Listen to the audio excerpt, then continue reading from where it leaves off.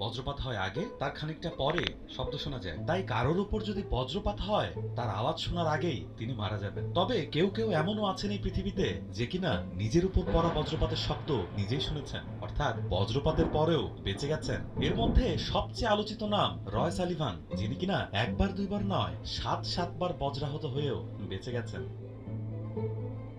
১৯১২ সালে আমেরিকার ভার্জিনিয়ায় জন্ম নেয়া সালিভান ছিলেন পার্ক রেঞ্জার। ভার্জিনিয়ার সেনান্ডো জাতীয় উদ্যানে কাজ করেছেন দীর্ঘদিন।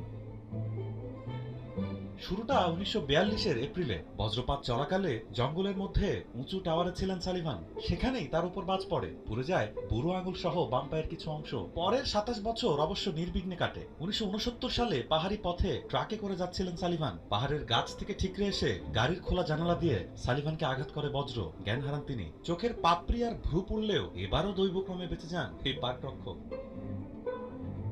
পরের বছরই বাড়ির উঠোনে কাজ করার সময় বিদ্যুতের ট্রান্সফরমার খুঁটিতে বাজ পড়ে, কিন্তু এমনই ভাগ্য তার প্রতিফলিত হয়ে সালিভানের বাম কাঁধে এসেই পড়ে সেই বাজ। ২ বছর পর ১৯৭২-এ নিজ অফিসের ভেতরেই বাজ পড়ে সালিভানের মাথায়, আগুন ধরে যায় চুলে। আগের ঘটনাগুলোতে বিচলিত না হলেও এবারে ঘাবড়ে যান সাহসী সালিভান, কেননা যেখানে যেই অবস্থায় তিনি থাকছেন, বজ্র তাকে ঠিকই খুঁজে নিচ্ছে। এরপর থেকে মেঘ দেখলেই সাবধান হয়ে যেতেন সালিভান। তারপরেও ১৯৭৩ আর ১৯৭৬ সালে বজ্রপাতের শিকার হন সালিভান।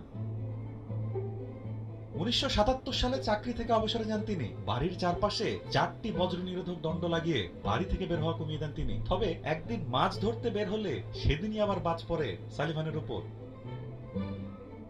এত এত ঘটনার পর বন্ধু স্বজনরাও সালিভানকে এড়িয়ে চলা শুরু করে।